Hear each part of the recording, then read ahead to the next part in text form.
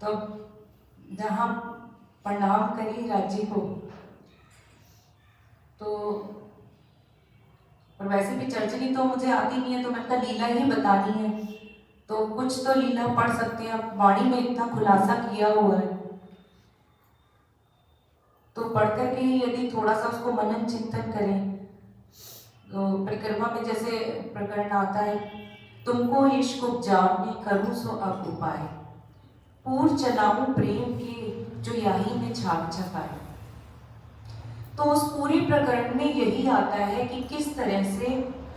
परम धाम में सखियां राजी श्यामा जी क्या क्या लीला करते हैं, और कैसे उनका आपस में स्नेह है, प्रेम है, प्रीत है, हित है, कोई रोष नहीं है वहां पे, एक दिल है, एक चित्त है, एक मन है, एक अकल है। तो उस लीला को याद करने से यहाँ के अंगों में भी वो चेतनता आती चली जाती है। जो आत्म पे फरामोशी का पर्दा पड़ा है, तो आत्म वो जागृत होती चली जाती है। उस प्रकरण में पूरा यही बताया गया है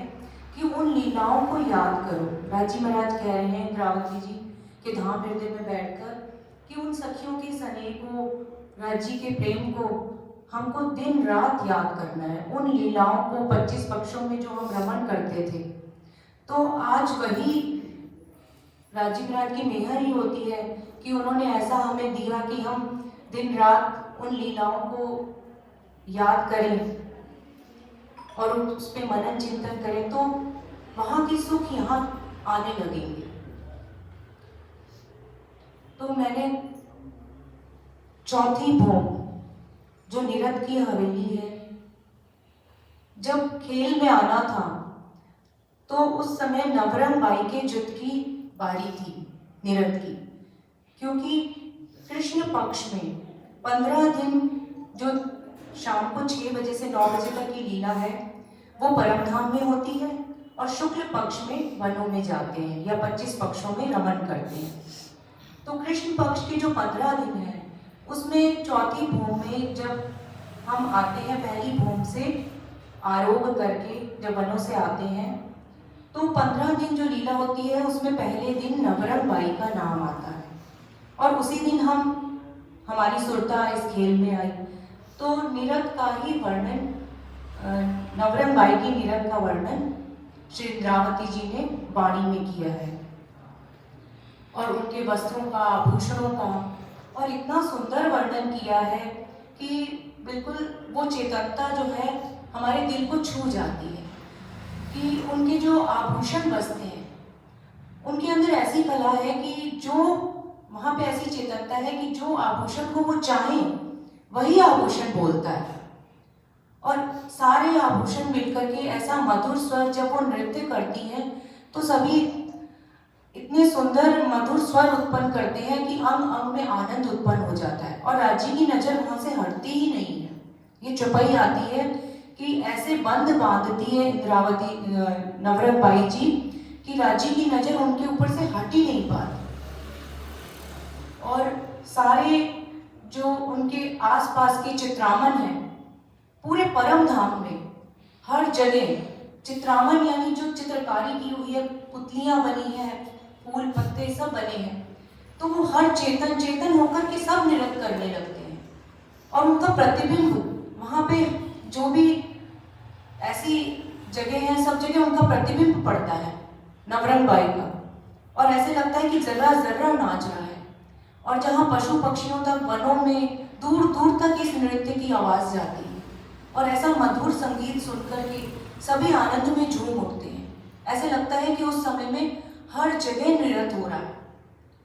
और सारी सखियां उसका आनंद लेती हैं। सखियों के नाम भी आए हैं उनकी जुट के, कि तान बाई तान अलापती है, झरमर बाई झरमरिया,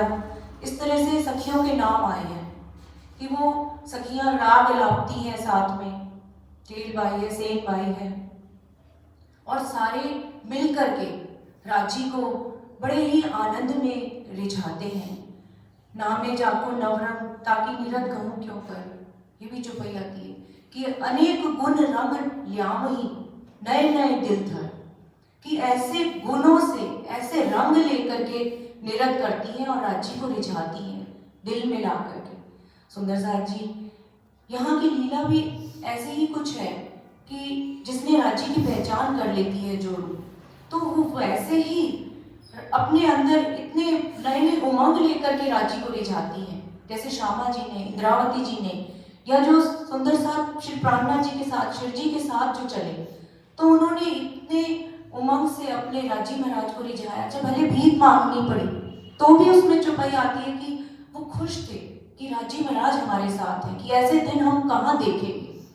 तो ऐसा ही निरत किया उन्होंने। निरत करने का मतलब यहाँ हुक्म पर चली हो, तो निरत करा और राज्य को रिझाया। तभी तो उन्होंने कह दिया कि तुमने मुझे मोल ले लिया। तो यही है कि उनके ऊपर से, ऐसे मोमिनों के ऊपर से राज्य की नजर कभी नहीं हटती। तो ये लीला उन्होंने, वहाँ की लीला यहाँ हमें खेल में करके उसके सुख दिए हैं। चाहे निरत की लीला हो, चाहे बुलवनी की लीला हो, या फूलबाग, नूरबाग, पश्चिम की जो गान, जो सखियाँ एक दूसरे के ऊपर गिरती हैं और हंसती हैं, कहते हैं कि पेट में दर्द ही हो जाता है। तो यहाँ पे भी वैसी ही लीलाएं राज्य महाराज ने हमें खेल में उसके सुख दिए, उसकी लज्जत दी है। तो सुंदर साथ जी, बस ऐसे ही सारी लीलाओं का आनंद लेते लेते हमें परम धाम की उन लीलाओं में पहुंचना है। और राज्य महाराज परातम के सुख यहाँ आत्म में देने लगेंगे तो परातम निश्चित रूप से ही अपने तनों में उठ खड़ी होगी। प्रणाम जी।